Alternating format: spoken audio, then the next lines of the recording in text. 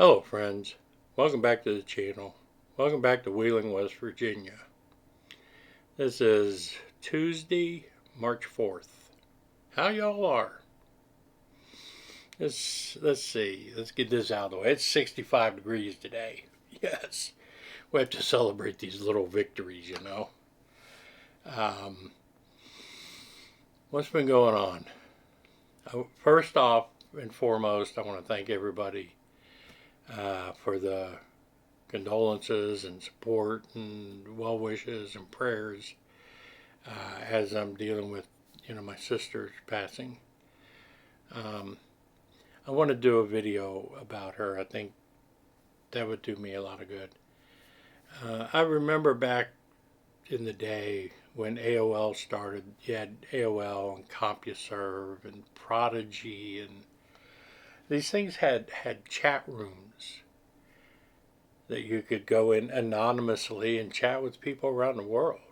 Um, and I always felt that there was some therapeutic value to that, albeit Freudian at times, but there is a degree of therapeutic value associated with being able to anonymously open up about your feelings and have no fear.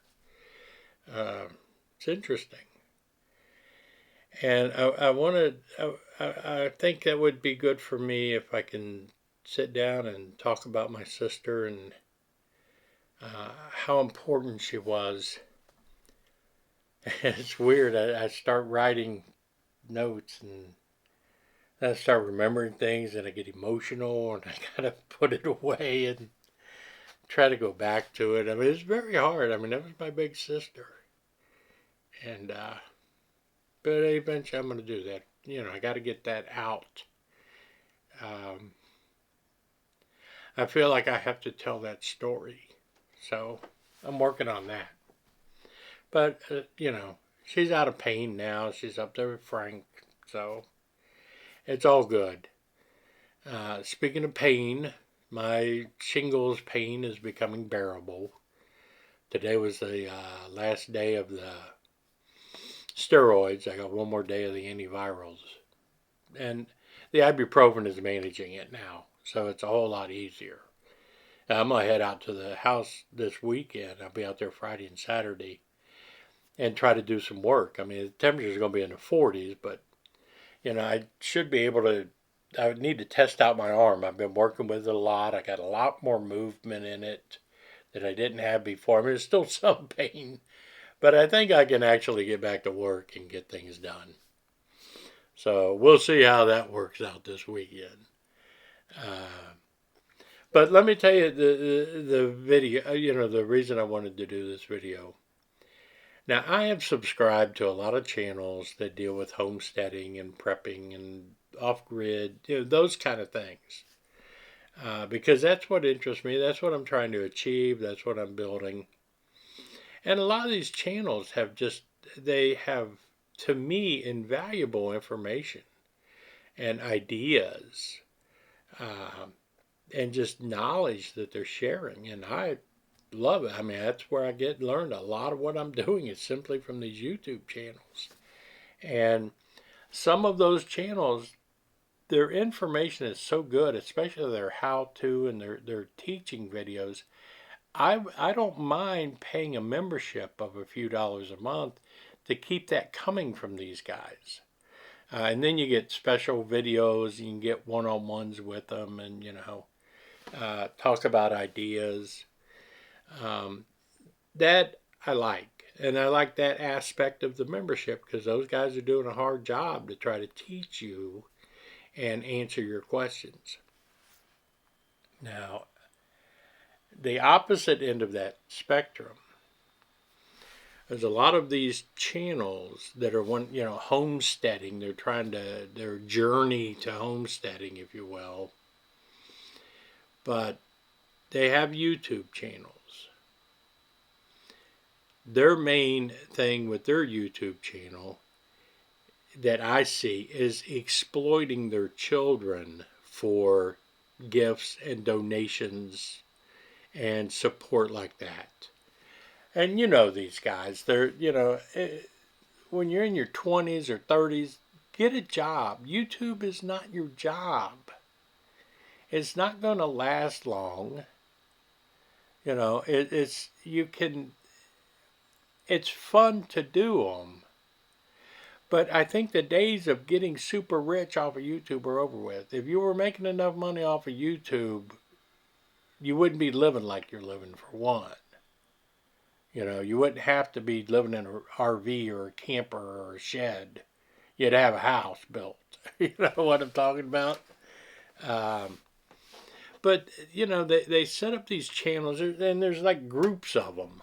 You know, they all work with each other, I think. Um, but, you know, the first thing they do is get a P.O. box. Then they get, you know, PayPal, and Cash App, and Venmo, and I don't know, all this crap where you can send them money on any method that they can figure out to get money. They set that up. And then they all do wish lists. And they make their kids all do wish lists, you know. And then they're always showing their kids in the videos, and, you know, they're cute and blah, blah, blah. But my questions are, my concerns are, what is that teaching the kids? You know, on many levels, right? You need to teach them that you work for what you want. You get a job and you work your way. You know, you don't wait on strangers to send you things. And that's what they're being taught. You know, and I appreciate that people want to help out. I do. It means I get gifts. People gift us, you know, out at St. Bernard Acres. 95% of them, never do I make a video about it. I thank them and I send them you know, whatever. But I don't throw it out there in video unless they say, hey, you know, I'm giving you this, make a video about this. Then I will. But I know I have a lot of subscribers who can't afford to send me anything, so I don't want to make them feel obligated or guilty or anything like that they can't send me anything. So I don't advertise that kind of stuff. You know, I don't put memberships out there. I'm qualified to add memberships to my channel where you could pay a monthly fee to my channel, right? I don't do it because I don't feel like my content, my videos have enough quality or enough to offer to expect you guys to pay me money every month to see my, just your time in watching these videos is more than I've earned as far as I'm concerned. You know, I'm not going to beg for more. And unless you are teaching people things and giving advice to people, you're begging them by asking them to become members. You're begging for money because you need their support. You know, go get a job. I can't say that enough. But yeah, and they make these kids, you know, they get their school supplies and their school clothes through strangers on the internet sending them to them, right? And their birthday presents and Christmas presents, all from strangers being sent to them, right? Well, mom and dad are spending hours making videos and edit. I know it takes a long time to do a 30-minute video and edit it, and you know, there's hours involved in what they're doing, right? Instead of going and getting a job or fixing up the place where they're living in just, you know, abject poverty is what it looks like. You know, and unless you send them money, they're not going to be able to improve their situations. So, you know, I just wonder what it's doing to the kids. And another part of that is they flaunt these kids on their YouTube videos. They make them do box openings of gifts that they get from strangers. Look at what so and so sent me, you know, blah blah blah. Everybody watches YouTube. Those kids go to school, right? They're living in campers, they're living in RVs, they're living in sheds. They don't have plumbing, they don't have electric. But they go to school, right? Those other kids in school watch YouTube videos. What happens when those kids in school find these videos, right? How long before they start making fun of these kids for how they live?